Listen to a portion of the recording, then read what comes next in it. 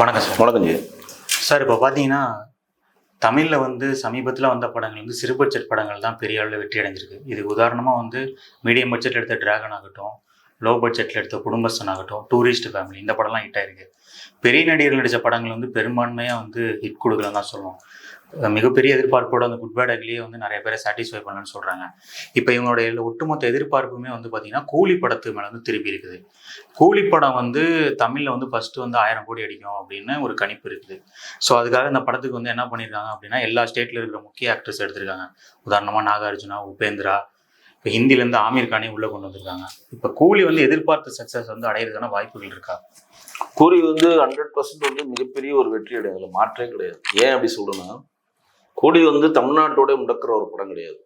அது pan India movie படம். இன்னைக்கு எப்படி பாகுபலி ஆகட்டும், காந்தாரா ஆகட்டும், RRR ஆகட்டும், இதெல்லாம் எப்படி ஒரு பேன் இண்டியா மூவி நோக்கி நகர்ந்ததோ அதை கூலியில கண்டிப்பா நீங்க எதிர்பார்க்கலாம். ஏன்னா அந்த கூலி படத்தை தயாரிக்கிற கம்பெனி மார்க்கெட்டிங்ல மிகப்பெரிய ஒரு வல்லமை படுத்த ஒரு கம்பெனி, சன் பிக்சர்ஸ். அது நீங்க சாதாரண இட போட்டுற முடியாது.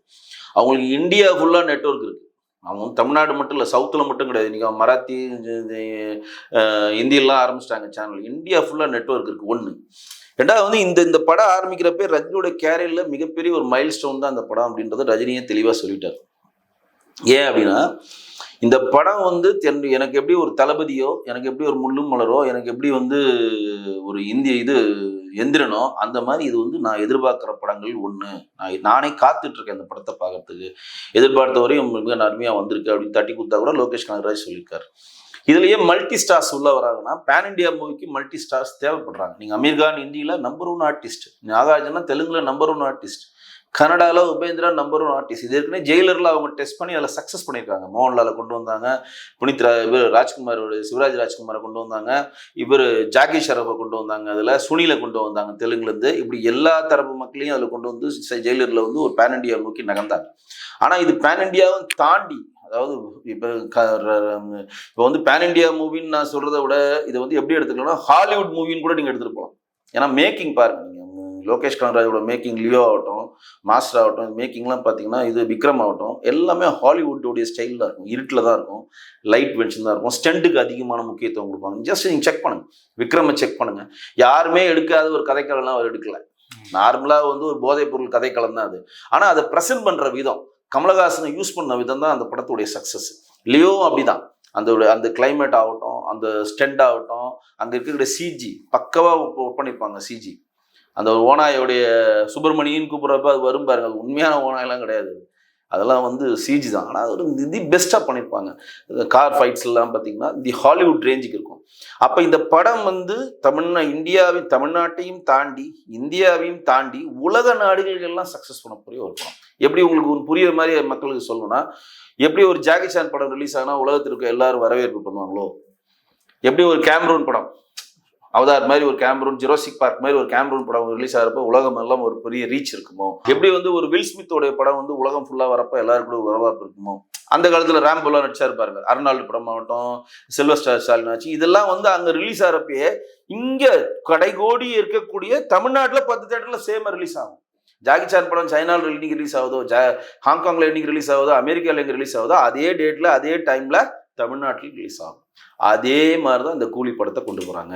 ஏன்னா ஆல்ரெடி யூரோப் கண்ட்ரியில் மிகப்பெரிய ஒரு ரசிகர் பட்டாளத்தில் ரஜினி வச்சிருக்காரு. சவுத் ஏஷியா கண்ட்ரி சொல்லவே வேணாம், மலேசியா ஆகட்டும், சிங்கப்பூர்லாம் ரஜினிக்கு மிகப்பெரிய ஒரு ரசிகர் பட்டாளம் இருக்குது. ஜப்பானில் மிகப்பெரிய ரசிகரே இருக்கிறாங்க. அவங்களுக்கு ஜப்பானில் படம் ரிலீஸ் ஆகணும்னா அங்கேருந்து ஃப்ளைட் பிடிச்சிட்டு இங்கே தமிழ்நாட்டில் படம் பார்த்துட்டு போகிற போக்கெலாம் இருக்குது. அந்தளவு ரசிகர் முத்துலேருந்து ரஜினிக்கு ஜப்பானில் இருக்குது. அமெரிக்காவில் சொல்லவே வேணாம். ஸோ யூரோப் கண்ட்ரி ஆகட்டும், சவுத் ஏஷியா கண்ட்ரி ஆகட்டும், வேற காண்டினென்ட் ஆகட்டும், எல்லா இடத்துலையும் ரஜினிக்கு ரசிகர்கள் இருக்கிறதுனால இது தமிழ்நாட்டை தாண்டி, இந்தியா தாண்டி, பேன் இண்டியா மூவியும் தாண்டி வேர்ல்டு மூவியாக தான் நீங்கள் கூலியை பார்க்கணும். வேர்ல்டு மூவி அது, வேர்ல்டு ரஜினி மூவி தான் அது, லோகேஷ் கனகராஜ். ஏன்னா அதோட மேக்கிங்கும் அப்படி இருக்கும். டக்குன்னெலாம் நீங்கள் அந்த படம் புரிஞ்சிடாது. இப்பயே சொல்கிறோம், ஒரு சாமானியனா நீங்கள் ஒரு டூரிங் சைட்டில் போய் படம் பார்க்குறவனுக்கு புரியுற மாதிரி அந்த படம் இருக்காது. அது நிறைய நுணுக்கங்கள் வச்சுருப்பாங்க, டெக்னிக்கலாகவும் வச்சுருப்பாங்க, ப்ரெசன்டேஷன்லையும் வச்சுருப்பாங்க. ஸோ இந்த படம் நீங்கள் சின்ன சின்ன பட்ஜெட் படங்கள் ஹிட் ஆகுது, தப்பு இல்லை. ஆனால் ரஜினி போன்ற ஜாம்பவான் நடிக்கிறப்ப நீங்கள் பெரிய பட்ஜெட் படத்தை நோக்கி தான். ஏன்னா அவருடைய மார்க்கெட்டும் பெருசு. Rajini market not only for India, all over world இருக்க ஒரு மார்க்கெட்டு. ஸோ அந்த மார்க்கெட்டும் பெருசுனால அதோட இன்வெஸ்ட்மெண்ட்டும் பெருசு. இப்போ சேட்டலைட் பேஸுக்கு பெரிய அமௌண்ட் போகும், ஓடிடி பிளாட்ஃபார்ம் பெரிய எஃப்எம்எஸ் பெருசாக அமௌண்ட் போகும், அதர் லாங்குவேஜ் பெரிய அமௌண்ட் போகும், தேட்டரிக்கல் பெரிய அமௌண்ட் போகும். ரஜினிக்கு ஒரு பெரிய ப்ளஸ் என்னன்னா, இப்போ நிறைய படங்கள் வந்து படம் தேட்டர் ரிலீஸ் ஆகுது. குடும்பஸ்தன் படமே நான் உங்களுக்கு சொல்கிறேன். இப்போ நீங்கள் இந்த படம் சொன்னீங்களே, சசிகுமார் படம், ஃபேமிலி படம், அந்த படமே தேட்டர் ரிலீஸ் ஆகி ஃபர்ஸ்ட் 3 நாள் பெரிய டாக் இல்லாமல் அதுக்கப்புறம் தான் ரீச் ஆகி வசூல் போச்சுருந்தாங்க. அந்த பிறகு தான் அவனுக்கு தேட்டருக்கலான இன்கம் கிடைச்சிது. அதுக்கப்புறம் அந்த தேட்டருக்கலான இன்கம் கிடைச்சி டாக் ஆனவன தான் ஓடிடி பெரிய அமௌண்ட் கொடுத்து அதை வாங்கினான். சேட்டலைட் பெரிய, அப்போ வந்து டபுள் டமாக்காவது கிடைச்சிது. இப்போ குடும்பஸ்தன் படம் வந்து படம் ரிலீஸ் ஆகி 3 நாள் வரையும் நல்லா இருந்து டாக் போயிட்டே இருக்கு. ஆனால் பார்த்தீங்கன்னா படம் தேட்டர் கிடைக்கல. அது அடுத்த படம் பெரிய படம் வந்தனால அந்த படம் இல்லாமல் போயிடுச்சு. அப்போ வந்து தேட்டர்களுக்கான வசூலை அவன் இழந்துட்டான். அவனுக்கு கிடைச்சது சேட்டலைட்டு, ஓடிடிக்கான வருமானம் தான் கிடைச்சது. நல்லா புரிஞ்சுக்கங்க, சரிங்களா? ஆனால் ரஜினிக்கு ஒரு பிளஸ் இல்லைன்னா, படம் ரிலீஸ் ஆகிற அன்னைக்கு தமிழ்நாட்டில் எந்த படமும் ஓடாது, ஒன்லி கூலி மட்டும்தான் இருக்கும். ஏன்னா ஒட்டுமொத்தமாக தேட்டர் அவங்க கிட்ட தான் இருக்கும். உதயநிதி ஸ்டாலினுடைய ரெட் ஜெயின் கிட்ட தான் இருக்கு. அவங்க 2 பேரும் சொந்தக்காரங்க, பிரச்சனையே இல்லை. தமிழ்நாட்டில் மட்டும் 1200 தேட்டர் இருக்கு. 1200 தேட்டர்லையும் 5 ஷோக்களும் ஒன்லி கூலி மட்டும் தான் ஓடும். அப்போ ஒட்டுமொத்த தமிழ்நாடுக்குமே கூலி தான். நீங்கள் ஒரு தேட்டருக்கு போறீங்க, நீங்கள் ஏதோ ஒரு படம் பார்க்கணும்னு போறீங்கன்னா நீங்கள் கூலி தான் பார்த்தாகணும்.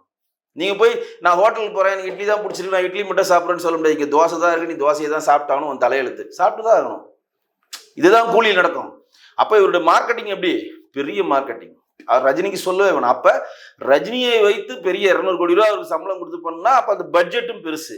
அந்த பட்ஜெட் வந்து இந்தியாவை தாண்டி பெரிய லெவலில் மார்க்கெட்டிங்கில் போய் அது லாபம் கிடைக்குன்னா அப்போ அதோட செலவும் பெருசு. அதோடைய மார்க்கெட்டிங்கும் பெருசு, செலவும் பெருசு, லாபமும் பெருசு, இதுவும் பெருசு, எல்லாமே பெருசு. இப்போ உபேந்திரா உள்ள வந்துட்டாரு, கர்நாடகாவில் கம்பல்சரி ஓட வந்த படம் உபேந்திரக்காக ஓடும். உபேந்திரக்கான பெரிய ரசிகர்கள் அங்கே இருக்கிறாங்க. அமீர் கான் உள்ள வந்துட்டாரு, ஹிந்தி சுற்றி ஹிந்தி பேசுகிற மாநிலங்கள் இந்தியாவில் 60% பேர் ஹிந்தி பேசலாம். கிட்டத்தட்ட வந்து இந்தியாவில் இருக்கக்கூடிய 28 மாநிலங்களில் பாதி மாநிலங்கள் ஹிந்தி பேசுறான். அங்கே ஃபுல்லாக ரீச். ஏன்னா அமீர் கான் இருக்காரு உள்ள. சொல்லுது போதுங்களா? நாகார்ஜுன தெலுங்குல நீ நம்பர் 1, இன்னைக்கு குபேரா அவரது ஹிட். இன்னைக்கு அவருடைய குபேரா படம் தெலுங்குல நம்பர் 1. அவர் தெலுங்குல ரிலீஸ் ஆகிறப்ப அவர் இருக்கனால அதுக்கான ஹிட்டுக்கான பொறுப்பு அவர் வந்துருவாங்க. சௌபின் சாய்க்கு மற்றபடி யார் நடிக்கிறாங்களோ அவங்களுக்கான ஒரு ரசிகர் பட்டாளம் இருக்கிறப்ப மினிமம் கேரண்டியா பிரியுது. நான் சொல்றது மினிமம் கேரண்டியா சொல்றேன். இவங்களுக்காகவே இந்த படம் ஓடும். பிளஸ் ரஜினி உள்ள வரப்ப ஒட்டுமொத்த இந்தியாவை தாண்டி, ஒட்டுமொத்த தமிழ்நாட்டை தாண்டி வேர்ல்டு ஃபுல்லா அந்த படம் மிகப்பெரிய ஒரு ஹிட் ஆவதுக்கான வாய்ப்புகள் இருக்கு. கண்டிப்பா ஹிட் ஆகும். நன்றி. நன்றி.